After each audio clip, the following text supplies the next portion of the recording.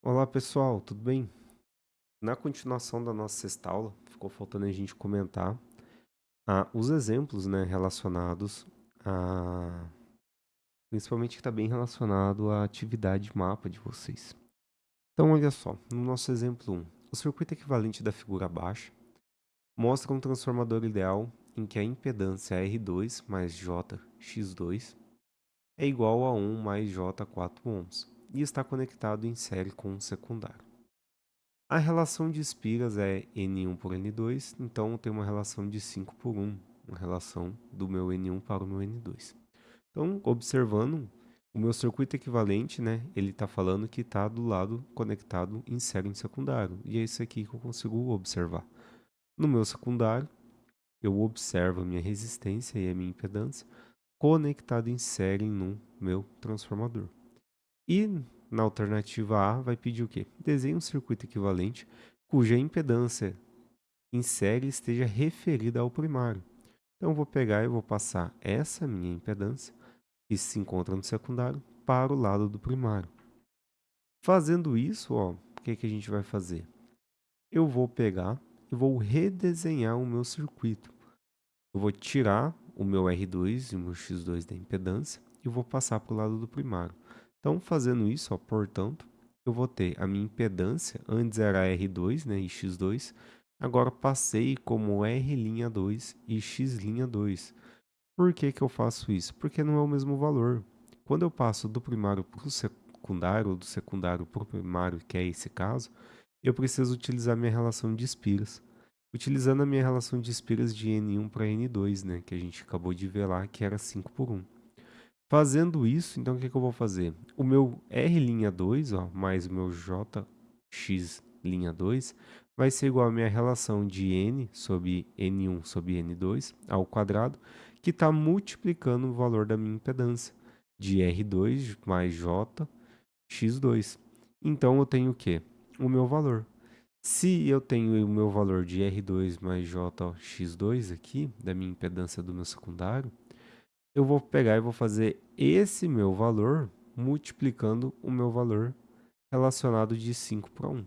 Então, se eu tenho lá aquela condizente, eu só vou fazer a multiplicação conforme, né, o meu valor aqui de N1 sobre N2 ao quadrado. Vou substituir então N1 por 5, N2 por 1. Vou elevar ao quadrado. Depois, o valor que eu vou ter aqui, eu vou multiplicar e fazer a distributiva para R2 mais JX, aqui da minha impedância, né, de JX2, beleza? Então, eu vou ter um valor de 25 mais J 100 ohms. Por quê?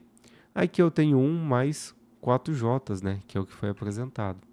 Então, na hora que eu fizer o valor de N1 ao quadrado, vai dar 5 vezes 5, né? 5 ao quadrado ali vai dar 25, então eu vou ter 25 que multiplica o valor de 1, mais 4 que multiplica o valor de 25, então tem o meu J aqui de 100 ohms, beleza? Então, se eu observar o que, que eu tenho, em um curto com a minha relação desses meus terminais, vai acontecer essa minha relação das minhas espigas de N1 para N2, beleza? E a questão B, a alternativa B, pede o quê? Para uma tensão eficaz de primário de 120 volts e um curto-circuito conectado entre os terminais do secundário de V2 igual a zero, calcule a corrente do primário e a corrente que circula no meu curto-circuito. Se eu quero calcular a minha corrente que circula no meu curto-circuito, o que eu preciso fazer? Eu preciso fazer a minha implementaçãozinha da minha lei de Ohm, porque aqui está falando, ó, para uma tensão eficaz do meu primário. Está entrando aqui no meu V1, ó, uma relação de 120 volts e um curto-circuito conectado entre os terminais do meu secundário. Então aqui no meu secundário eu tenho uma tensão V2, ó, igual a zero. Então eu quero saber o que está circulando aqui nessa minha relação do meu primário nesse instante. E eu vou fazer a implementação da lei de Ohm.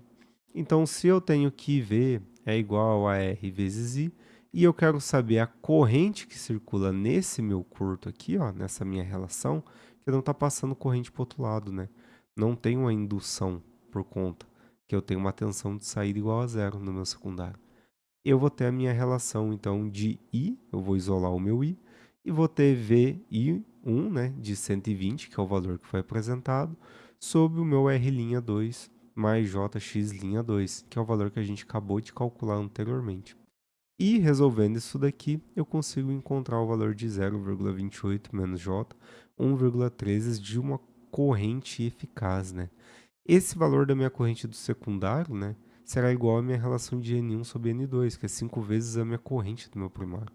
Portanto, a minha corrente no meu curto, que seria a minha corrente de I2, eu vou fazer o meu 5, que eu tenho a minha relação da Spears de 5 para 1. Então, eu vou fazer 5 vezes 1,13. Vai dar aproximadamente, então, aqui 5,8 de corrente eficaz, mais ou menos, tá bom? Então, se atentem a isso, que eu estou pedindo aqui, por exemplo, a minha corrente que circula no meu primário. Mas se eu chegar e falar assim, olha, qual é a corrente que está circulando no curto-circuito do secundário, eu preciso encontrar a corrente do meu primário e depois pegar minha relação de espiras de 5 para 1. Fazendo essa relação de espiras de 5 para 1, eu tenho então que 5 é o meu lado do primário, que eu acabei de encontrar, e preciso fazer multiplicando esse meu valor eficaz para o meu secundário.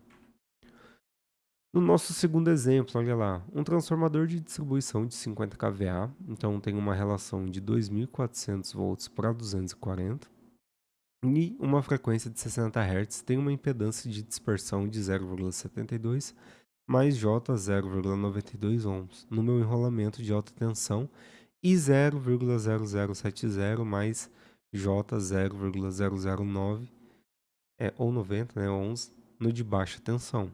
Então, no meu lado de alta, eu já sei que o meu lado de 2.400 volts, eu tenho essa impedância de dispersão. No meu lado de 240 volts, né, que para o meu secundário no caso, eu tenho essa minha impedância. Então, já sei que, por exemplo, aqui, ó, eu tenho uma relação de um transformador rebaixador, né? Então, na tensão e frequências nominais, a impedância Zφ no ramo de derivação igual à impedância de RC e JXM, que são conectados em paralelo, responsável pela corrente de excitação, vai ser de 6,32 mais J43,7 ohms, quando vista no lado de baixa tensão. Já a gente vai ver isso daqui, ó. Desenhe um circuito equivalente referido ao lado de alta tensão e o lado de baixa tensão, indicando numericamente as impedâncias do nosso desenho. Isso daqui é bem semelhante ao que está sendo pedido na atividade de vocês. Esse exemplo é bem semelhante ao que a gente viu ao longo da aula, né? Nós vimos os exemplos, né, por ensaio de curto, nós vimos essa relação das impedâncias que são inseridas, e ao longo da aula a gente trabalhou isso lá na semana 6. Ó. Então, só voltar lá e ver a reatância, né, no transformador do nosso circuitozinho equivalente. Então, beleza. A gente vai desenhar isso daqui que está pedindo. Isso que foi solicitado na questão 2, ó, no exemplo 2, na tensão e frequências nominais, é exatamente isso que está sendo apresentado, ó, nesse slide. Só para a gente firmar, que é essa reatância no nosso transformador. Tá. Então tá pedindo aqui, ó, na nossa tensão, desenhe um circuito equivalente referido ao lado de alta tensão e o lado de baixa tensão. Para o meu circuito equivalente, então, tanto aqui para minha figura A quanto para minha figura B, respectivamente, eu tenho o meu lado de alta tensão, que está sendo indicado pela minha representação A, e para o meu lado de baixa tensão, eu tenho sendo representado aqui para o meu lado B. Esse meu conector do meu transformador, ó, ele faz uma ponte como se eu estivesse fazendo a implementação de continuidade. Mas eu posso separar o meu desenho conforme a alternativa A e conforme a alternativa B também do que está sendo solicitado. Então, olha só, as tensões de placa do meu transformador, quando eu for utilizar uma potência baseando nas espiras daquilo que eu quero desejar, eu vou ver a relação que está sendo apresentada. Então, lá eu tenho uma relação de 2.400 volts para 240.